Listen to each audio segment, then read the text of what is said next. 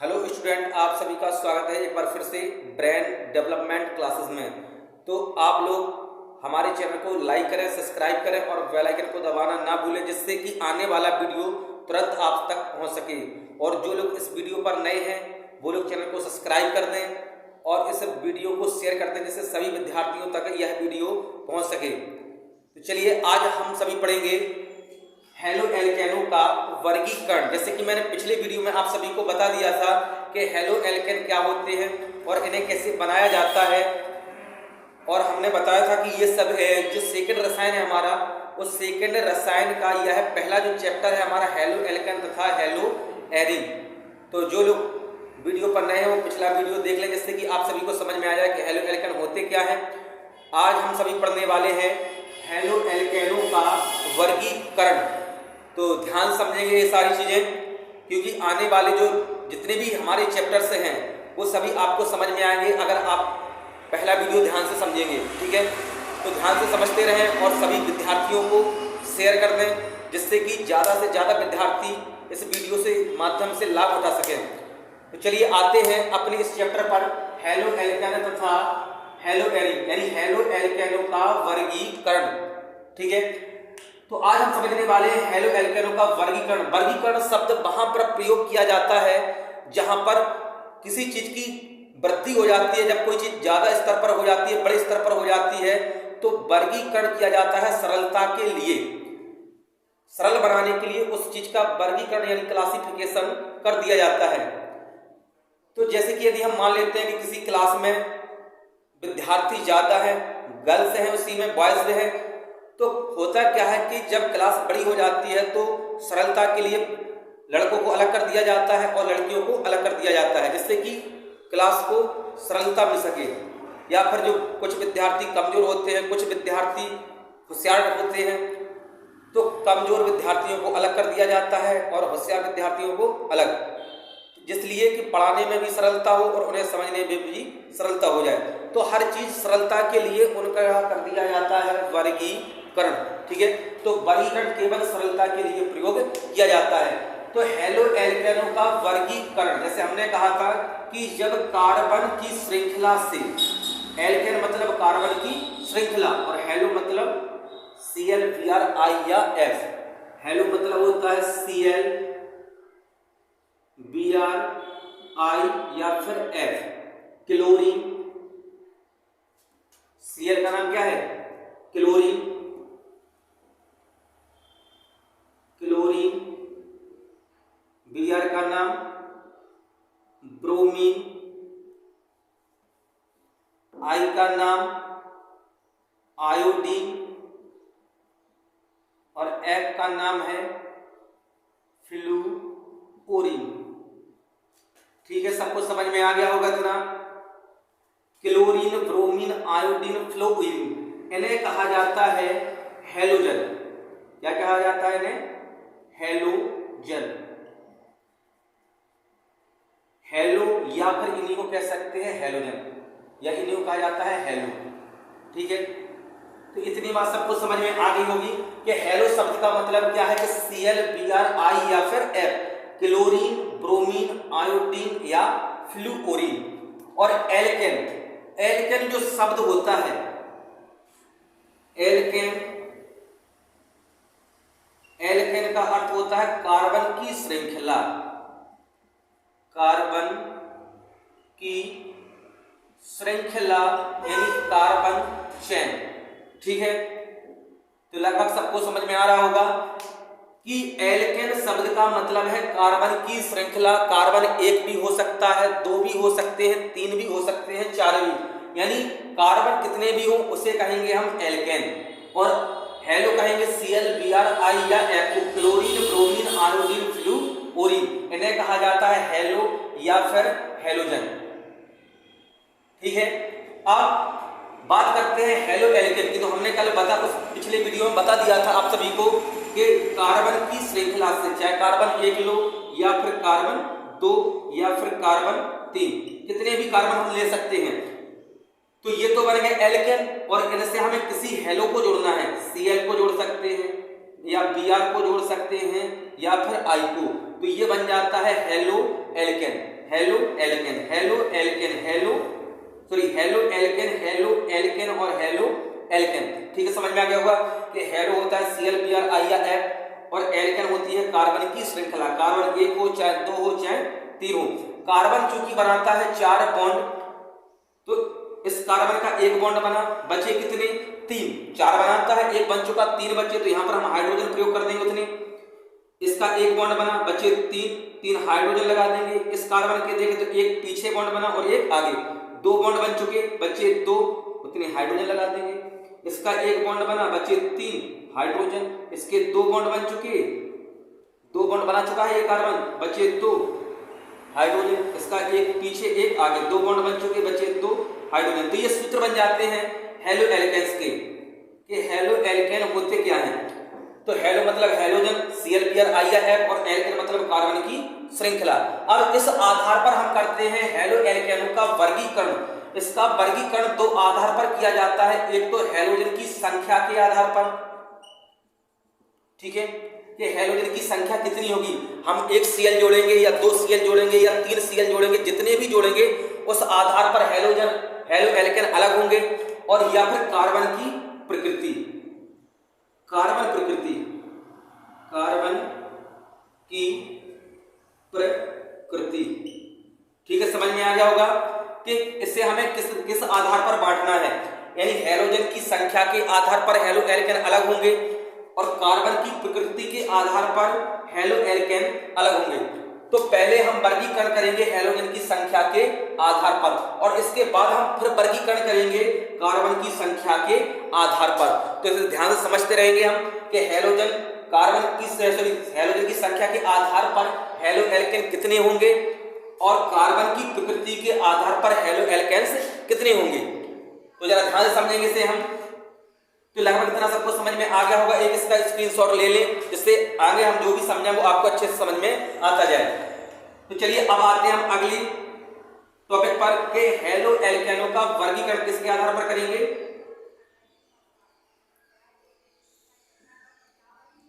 हेलोजनों की संख्या के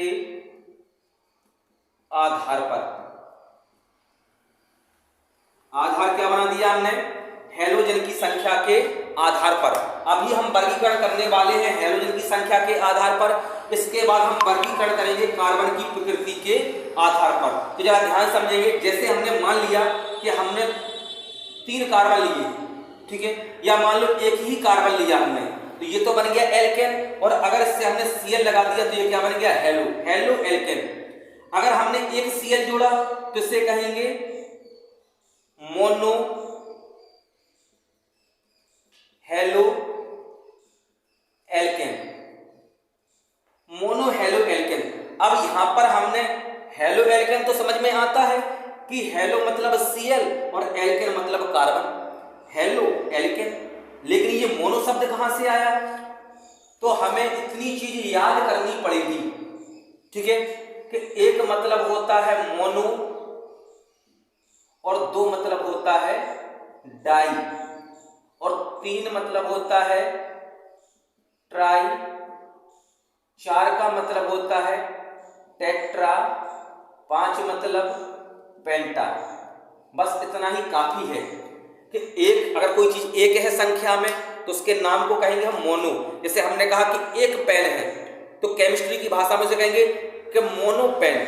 अगर पेन 2 है तो उसे केमिस्ट्री की भाषा में कहेंगे डाई पेन, और अगर पेन 3 है तो केमिस्ट्री की भाषा में कहेंगे ट्राई पेन, और अगर 4 है तो केमिस्ट्री की भाषा में टेट्रा पेन, और अगर पेन 5 है तो उसे कहेंगे पेंटा पेन। ये हमारी केमिस्ट्री की गिनती बनती है कि 1 का मतलब मोनो और 2 का मतलब डाई और 3 का मतलब ट्राई, 4 का मतलब टेट्रा और 5 का मतलब पेंटा।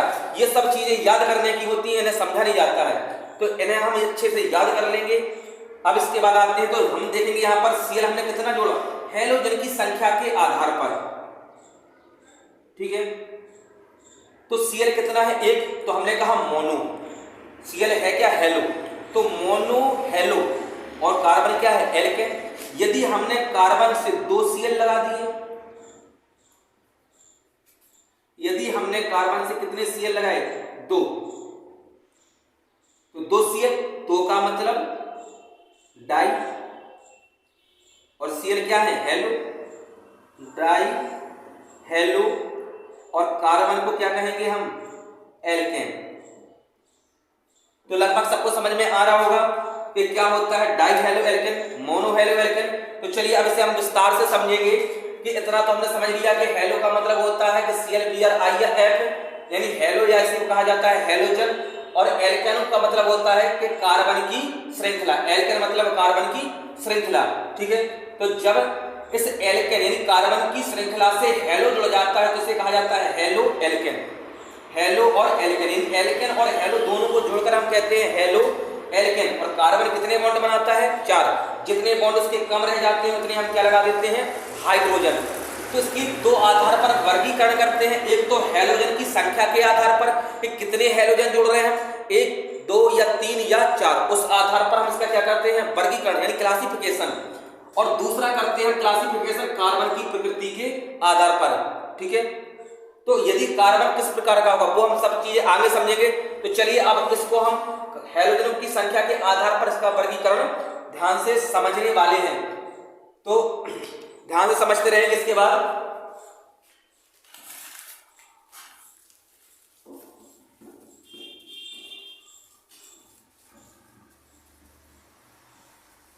चलिए अब आते हैं अपने टॉपिक पर कि हमारा टॉपिक है हेलोजनों का, हेलो एल्केनों का वर्गीकरण।